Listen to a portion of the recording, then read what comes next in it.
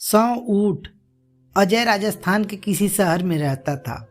वह ग्रेजुएट था और प्राइवेट कंपनी में जॉब करता था, पर वह अपनी ज़िंदगी से खुश नहीं रहता था। हर दिन समय पर वह किसी न किसी समस्या से परेशान रहता था और उसी के बारे में सोचता रहता था।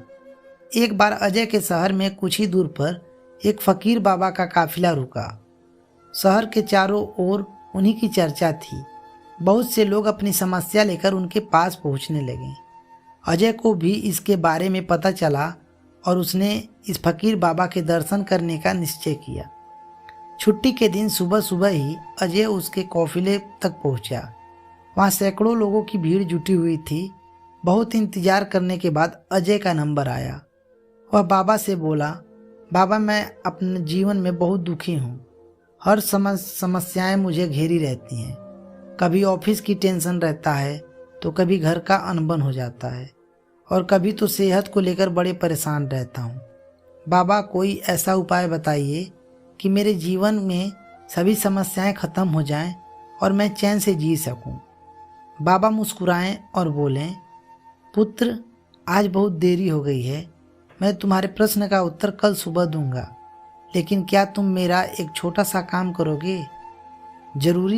जरूर करूँगा, अजय उत्साह के साथ बोला। देखो बेटा, हमारे काफिले में 100 ऊँट हैं और इनकी देखभाल करने वाला आज बीमार पड़ गया है। मैं चाहता हूँ कि आज रात तुम इनके ख्याल रखो और जब सुबह 100 ऊँट के उठ जाएं तो तुम भी सो जाना। ऐसा कहते हुए बाबा अपने तंबू में चले गए। अगली सुबह बाबा अजय से मिले और पूछा, बेटा नींद अच्छी आई? कहाँ बाबा, मैं तो एक पल भी नहीं सो पाया। मैं बहुत कोशिश की पर मैं सभी ऊँटों को नहीं बैठा पाया। कोई ना कोई ऊँट खड़ा हो जाता है। अजय दुखी होते हुए बोला, मैं जानता था यही होगा। आज तक कभी ऐसा नहीं हुआ कि ये सारे ऊँट एक साथ बैठ जाएं। बाबा बोले।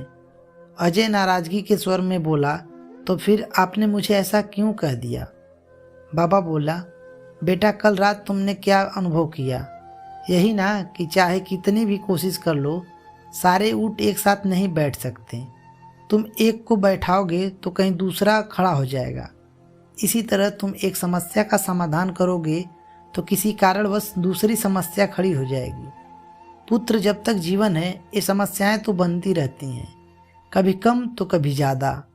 तो हमें क्या करना चाहिए? अजय ने जिज्ञासावश पूछा। इन समस्याओं के बावजूद जीवन का एक आनंद लेना सीखो। कल रात क्या हुआ? कई ऊँट रात होते होते खुद ही बैठ गए, कई तुमने अपने प्रयास से बैठा दिए, पर बहुत ही ऊँट तुम्हारे प्रयास के बाद भी नहीं बैठे और जब बाद में तुम्हें देखा तो पाया कि तुम्हारे जाने के बाद उसमें से कुछ और ऊँट बैठ गए।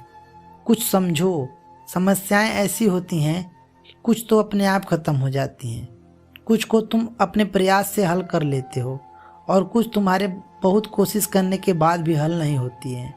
ऐसी समस्याओं को समय पर छोड़ दो, उचित समय पर वे खुद ही खत्म हो जाती हैं। और ऐसा जैसे कि मैंने पहले कहा, जीवन है तो कुछ समस्याएं ही रहेंगी ही, पर इसका ये मतलब नहीं कि तुम दिन रात उन्हीं के बारे में सोचते रहो। ऐसा होता तो ऊँट की देखभाल करने वाला कभी नहीं सो पाता।